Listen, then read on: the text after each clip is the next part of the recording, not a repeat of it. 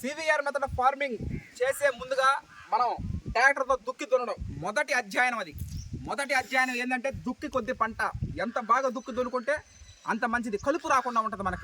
మనకి ఎక్కువగా గడ్డి జాతి, ఆకు జాతి, తొంగ జాతి వస్తూ ఉంటాయి. వాటిని నిర్మూలించాలంటే ఈ విధంగా ట్రాక్టర్లు వేసి తడి దుక్కులు, పొడి దుక్కులు దున్నడం అది అయిపోయింది. ఆ సెక్షన్ ఆడికి అయిపోయింది. ఇంకా నెక్స్ట్ ఒకవేళ కలుపులు వచ్చినా వాటిని మనుషులు పెట్టి మనం తీయించడం జరగద్ది. పటేల్ నగర్ సొంత ఊరు, మన సొంత ఊరు పుట్టిన గడ్డ మీద ఉండి సొంత ఊరు వాళ్ళ చేత కలుపు తీయించడం జరుగుతూ ఉంటుంది.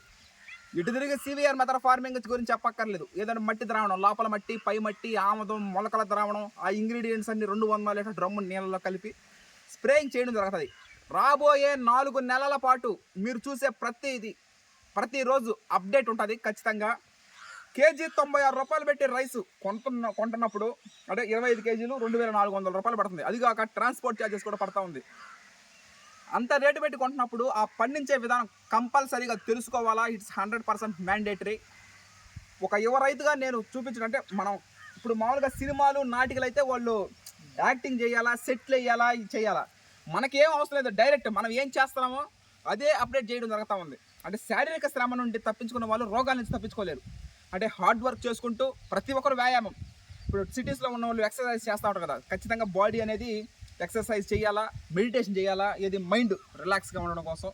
అప్పుడు మంచి ఆహారం, ఆర్గానిక్ పండించినట్టు తినడం, వీటి వల్ల మనిషి యొక్క జీవితం సంతోషంగా, ఆనందంగా ఉంటుంది. అంటే హెల్త్ ఈజ్ వెల్త్, ఆరోగ్యమే మహాభాగ్యం కదా.